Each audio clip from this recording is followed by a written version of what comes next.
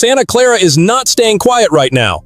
The 49ers are looking at a rookie running back who needs to earn touches quickly, a wide receiver room that suddenly feels rebuilt with some real bite, a released corner who could tempt a defense searching for answers, and one explosive family name edge idea that just refuses to disappear. This is roster heat, not off-season sleepwalking. Subscribe right now because the front office has decisions coming, and some of them could get uncomfortable fast.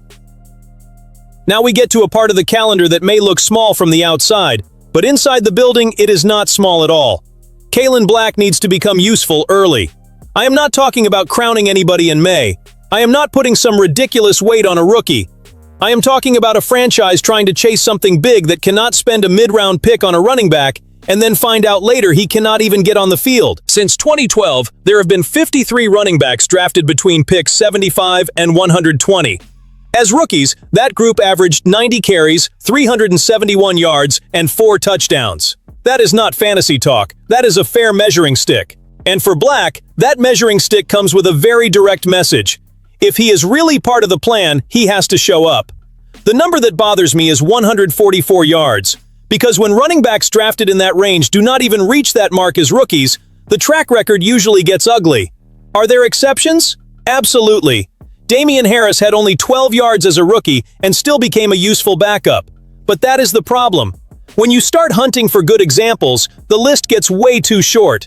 Among the names with fewer than 300 yards, the real useful cases are rare, with Lamar Miller, Devontae Freeman, James Conner, and Harris showing up more like exceptions than a reliable path. And there is another side to this too, because serious analysis is different from empty hype. Producing as a rookie does not guarantee a long career. Trey Mason, Andre Williams, and Terrence West all went over 700 yards in year one, and then disappeared from the league's bigger conversation. So the point is not that Black has to explode right now, or it is over. The point is different.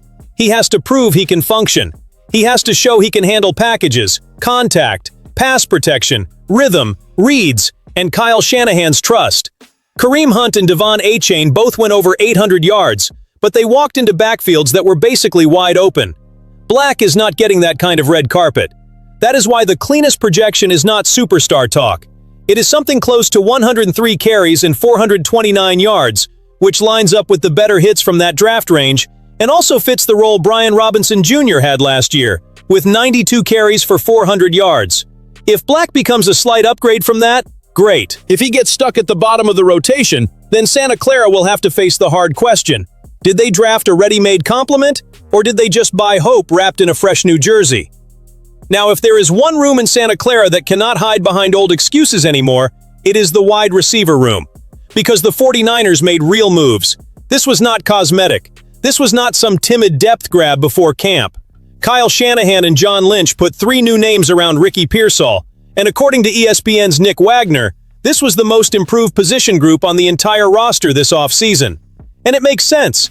Mike Evans, Christian Kirk, and De'Zhuan Stribling changed the entire feel of the room. Evans comes in as the top option, even if nobody needs to pretend he is still exactly at his physical peak. That is not the point. The point is that he still commands respect. He still changes coverage. He still makes a defensive coordinator think twice before leaving a corner alone in the wrong matchup. For an offense that needs to give Brock Purdy clean answers, that matters. Stribling brings a different kind of pressure. He does not walk in with a veteran resume. He walks in with upside, investment, and expectations. The 33rd pick in the 2026 draft does not enter the building as decoration. He comes in to develop fast, earn routes, push veterans, and become a future piece. And here is the behind-the-scenes part fans need to feel. When a franchise spends premium capital on a receiver after a frustrating season at that position, it is sending a message to everybody. Comfort is over. Kirk, meanwhile, is the kind of addition that may not dominate headlines, but can save an offense on an ugly Sunday. Veteran, real experience, productive seasons, the ability to work as qualified depth. That matters because the NFL does not forgive shallow rooms. In September, everybody sells a pretty picture. In November, when bodies start breaking down, you find out who actually has a roster and who just had names on paper. The comparison with who left or who is expected to leave makes this even sharper. Evans steps into the productive role Juwan Jennings had. Stribling becomes a much cheaper, future-focused answer to the weight Brandon Ayuk carried without playing in 2025. Kirk raises the floor compared to Kendrick Bourne as a depth piece. You can debate each name, sure, but as a whole, San Francisco got more dangerous. Now comes the pressure. It is not enough to say the room got better. That improvement has to show up in separation, on third down, in the red zone, on explosive plays, and as emotional protection for Purdy when Plan A breaks. Shanahan has pieces. The front office gave him material. The brutal question inside this offense is this: is this group only going to look good in May? Or is it going to play like a contender's receiver room when the hits start coming? The third story has that front office phone call feel. Kenny Moore II spent weeks as a player stuck in Indianapolis, with the Colts and Moore looking for a trade since early April, according to Adam Schefter. The trade never came. The market looked, calculated, and waited. Then came the turn. After failing to find a trade partner, Indianapolis released the corner on Thursday. This is exactly the kind of situation that makes a contender fan base lift its head. Not because Moore is some automatic savior, not because every available veteran has to become an obsession in Santa Clara, but because the 49ers defense cannot enter 2026 treating cornerback depth like paperwork. The NFC punishes weakness. Good quarterbacks find the matchup. Smart coordinators hunt the unsure defender until he breaks. Moore played 14 games last season. He was on the trade block during draft weekend, along with Anthony Richardson. But the Colts did not get an offer that made Chris Ballard pull the trigger. Ballard said after the draft that there was nothing yet. And there was also math behind the waiting game.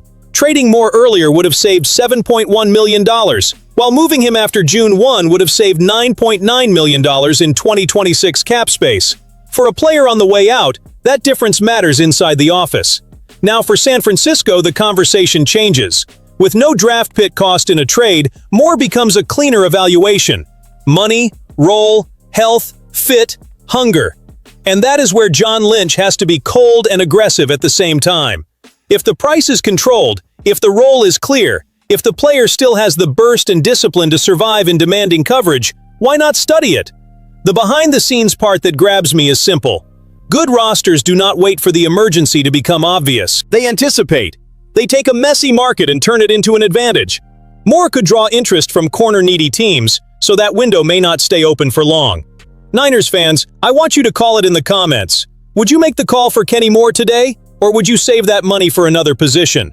Because honestly, if Santa Clara wants to get back to suffocating big offenses, the secondary needs real options, not just hope hanging off the depth chart.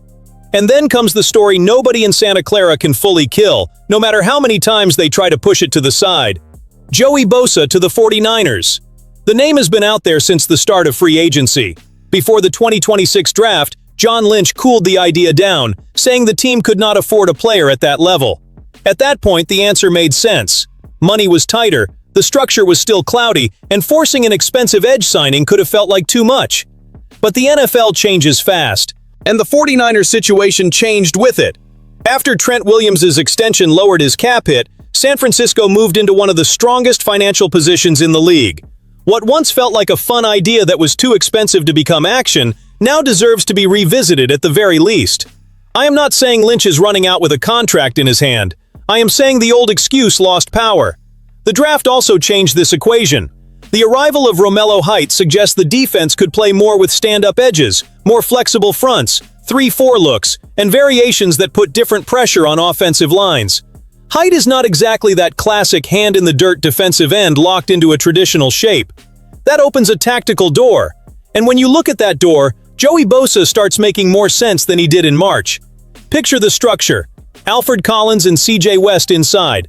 Osa Odigizua and Mike L. Williams helping along the line. Grayson Halton and Sam Okuayinonu rotating in. On the edges, Nick Bosa, Height, and Keon White in certain packages. There is still room for another edge defender, especially one who can stand up, hold up against the run, and bring experienced pass rush. Joey has lived in that kind of role. And let's say the obvious thing every fan has already thought about. Two Bosas on the same front is not just a nice headline. It is psychological pressure on the opposing offense. It is a coordinator having to explain extra protection. It is a tackle entering the game knowing that if one side breathes, the other side attacks.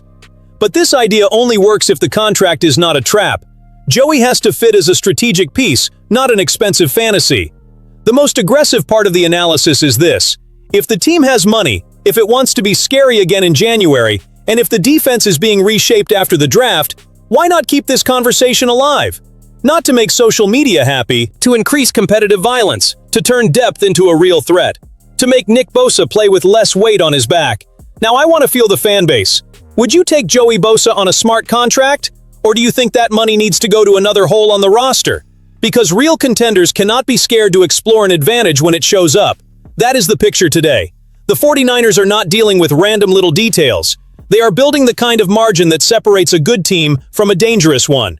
Kalin Black has to prove early that he is not just a depth bet. The wide receiver room now has names, pressure, and responsibility.